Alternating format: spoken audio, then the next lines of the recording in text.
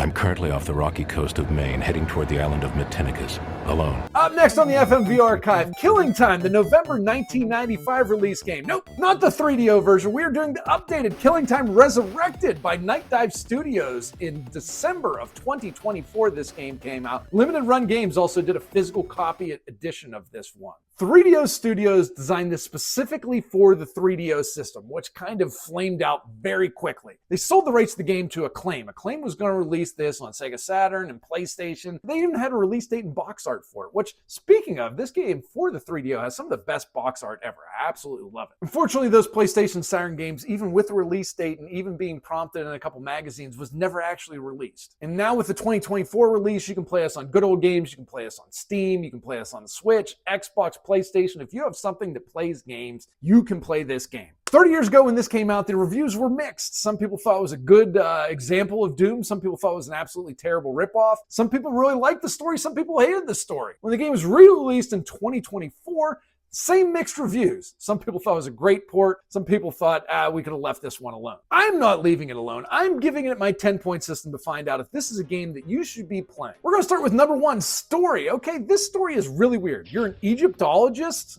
The study of Egypt, okay, that's what you do. And you're like, okay, we gotta go to the test mansion. Because they had this water clock here from Egypt that I think does something evil. And why am I going to the test mansion? Because in the 1930s, the entire Test family and everybody on the state disappeared. We think it had something to do with that water clock. And since we think it had something to do with that water clock, we must find that water clock and we must destroy that water clock. While we're there, this is where we get into the FMV part of it. The actual story part of it, you will find out that there are these little vignettes. You'll walk around, you'll see a ghost and she says, help me. It is Tess talking to you. There's the heiress from the Test family. You will see little scenes of what happened the night of, the days leading up to the actual disappearance of all the people there. You'll find out that she's marrying a guy, Duncan, and he does not look like a good guy. Matter of fact, he might even be a bad dude. There's also a couple love triangles on here. Everybody kind of seems to be infatuated with everybody else, but the person that they're infatuated with is not infatuated back with them. Everybody kind of likes somebody that they shouldn't be liking, and you get a lot of that throughout the story. You must absolutely destroy this clock or something absolutely terrible will happen. Will you destroy that clock? Well, that's what you got to find out when you play this game, but the story is compelling enough, even though it isn't all that linear. I can go a lot of different places in this game when I start, which is good for exploration, but it's bad in terms of getting the story across, because a lot of these things you find out in an order that doesn't make all that much sense. That said, the story overall is pretty compelling. We'll give it a 6 overall for the story. Number 2, the gameplay. This is a Doom bootleg, so if you like shooting a whole bunch of stuff, you're really going to like this. There's a whole bunch of different things to shoot. One of the best things about this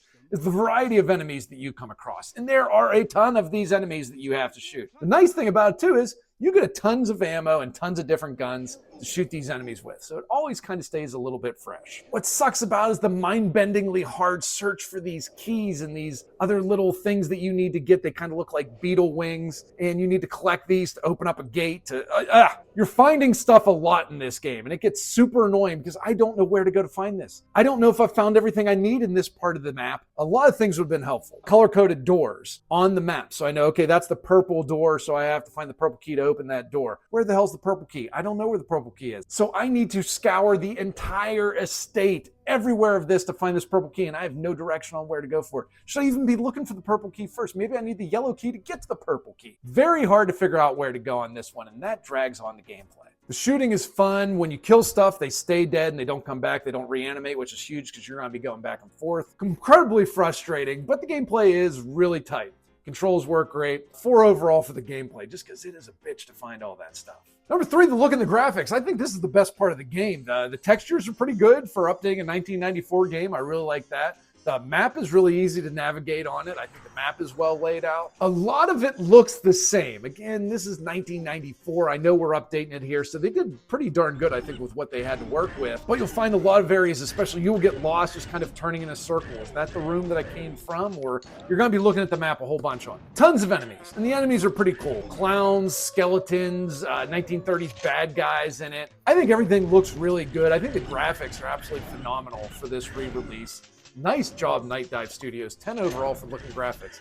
A little bit into the FMV scenes in it. Those are done really well, and holy cow did they restore those and make those look absolutely fantastic in this version of it. Great port of that. It looks like dreamy sequences. It looks like Ghost. It looks like something old-timey. I think it looks absolutely great. 10 out of 10. Number 4, the dialogue. I don't think it's bad, but I don't think it's good. We're talking about a 1930s era thing. You know, there's a lot of things that they could have said to make me feel like I was in the 30s, and you don't really get those isms from the 30s.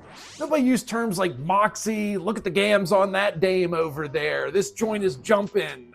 They didn't use any of those things. I would have liked some of that to get in there to give me more of a feel that I was in the 30s. I'm not about to blow my wig about it, but the dialogue could be a lot better, and it could be a little bit more descriptive in the storytelling in this one, because we're getting kind of bits and pieces at a time, and some things just don't match up. I would have liked a little bit more of background in the story, a little bit more in that starting point of it to give us a vibe of where we're at. 3 overall for the dialogue. Could have been a lot better. Number 5, the game logic and controls. I will show you a picture of the original controls for the 3DO. That got blasted when it first came out. You had to hit multiple buttons to do things. The controller just really wasn't set up for the game itself. On the re-release, they look great. The controls feel great. Everything's super smooth. Really enjoyed that. On the updated version, the controls are smooth. Everything works perfectly. The map function is really good. I like that. The game logic could be a lot better. There could be clues on where to go to. There could be little icons on the map of you haven't found the key in this building yet. I think that would have helped immensely. Colored doors on the map, so I know that that's the yellow door over there, and that's the green-yellow door over there, and that's the blue-green door over there. That would have helped a lot more instead of just running back and forth. Overall, though, the gameplay and logic is not all that bad. We'll give it a 6 overall. Number 6, the acting. The acting is what we get in these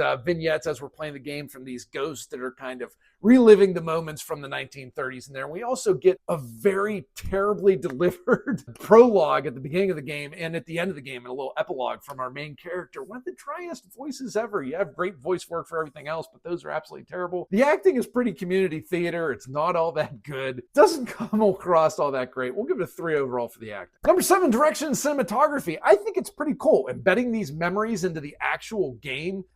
You can be attacked when you're watching these memories too. So it's very much real time in the moment. I think that works out. When you're moving around these images and these flashbacks, they're moving with you, okay? It's kind of hard to describe, but they are 3D. It's like kind of like a hologram, so you can kind of see it from any different angle. I think it looks really cool. Would have liked the opening and the closing sequences to be a little bit better. There's a pretty interesting story that might be told here, but they don't really add too much to it, especially the ending of it. A very unsatisfying ending, considering how much we've gotten up to that point. Way above average for 1994. I was expecting it to be a lot worse on this. Direction and cinematography are an 8. Music and sound design, number 8, is excellent. The music totally fits. They got some 30s vibes in here for it. They got some scary music too, where there needs to be scary music.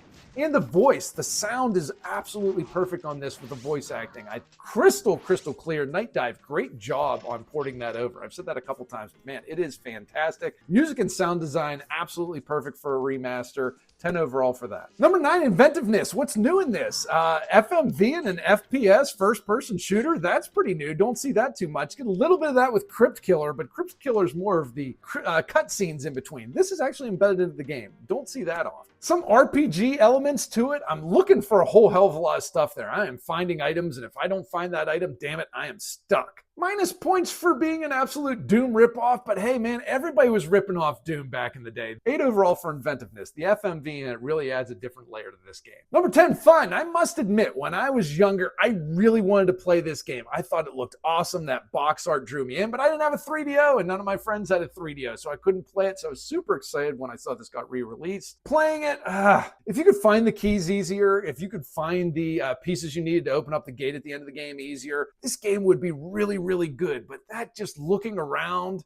it drags on it for a while. I mean, there could have been some hints or more fun things to do while you're looking for those, but there aren't. The game dragged for me a little bit, although shooting things always seem to be fun, even though I'm shooting the same damn things hundreds of times over. We will go to 5 overall for fun. That brings us to a final score of a 63. Nice, but is this a game that you should be searching out? I got it on sale for $12.50. It was half off. I think the regular price is usually $25 for this game. If you want a trip down nostalgia lane, I think this would be something for you. If you played this on the 3DO, you'd probably enjoy a revisit of it. If you're looking for a first-person shooter, there are better games to play out there. That is for certain. And if you want kind of a a wacky story that's never really been touched on before. I think there's a lot they could have done with this story that they didn't quite take through and go the full extra mile with it. Lots of pieces that didn't quite go together. Something that we know goes together is FMV in gaming. So that's what all we do here.